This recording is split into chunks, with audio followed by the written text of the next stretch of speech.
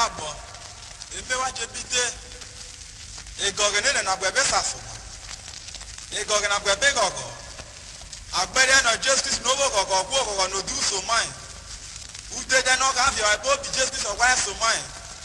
Egogene na baba wa. Kule na ko beta na egogene. Ebe waje bite.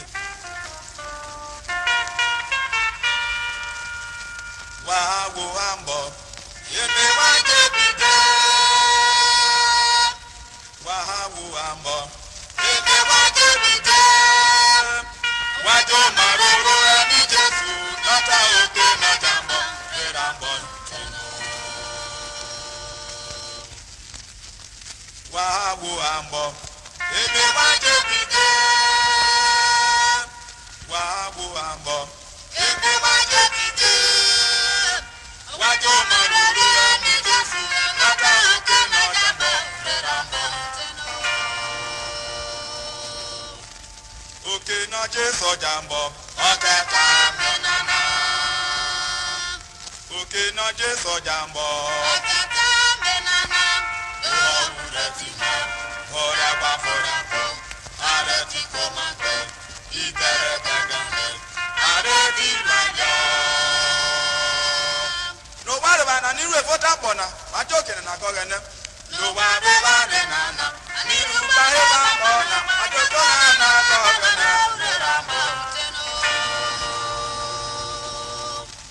no worry about it, nana. Little by a bamboo, I just go na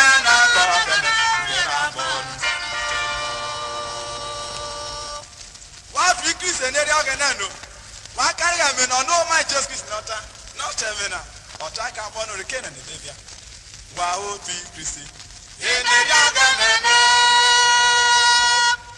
wow, be Christy. In the Yagan, Wakari go ebe na Jesu Krista no manota. Ani nure na bona rejiche wa yache do bare nana e bari pobu e kai bari pobu. Nure na banu tije wa yache do bare nana. Nure na banu tije o. Ala do bare nana. Krista bi pobu. Ala ti tofra. Wa yoro marata. As your one vessel come, honor ya to the end. I don't see that. Why, Baba Bona? It's just one as one. I didn't read up on Chena. Why, Babu Rabona? It's just ran over. I don't know.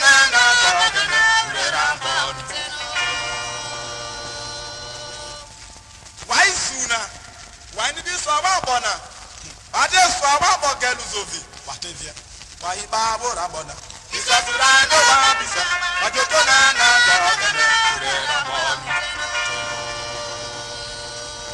my baby, they power Nadiano. We are this one. What is for Morgan Galuzo? Wow, Twin Christy.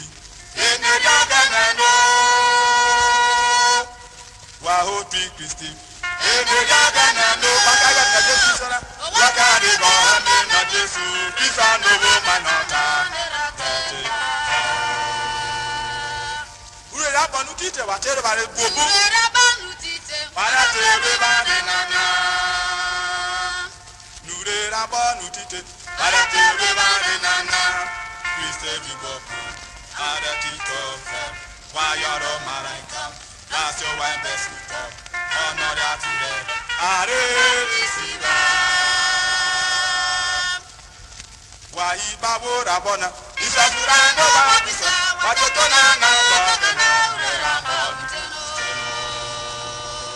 Why Babu Rabona? Is a Surano Babisa, but you don't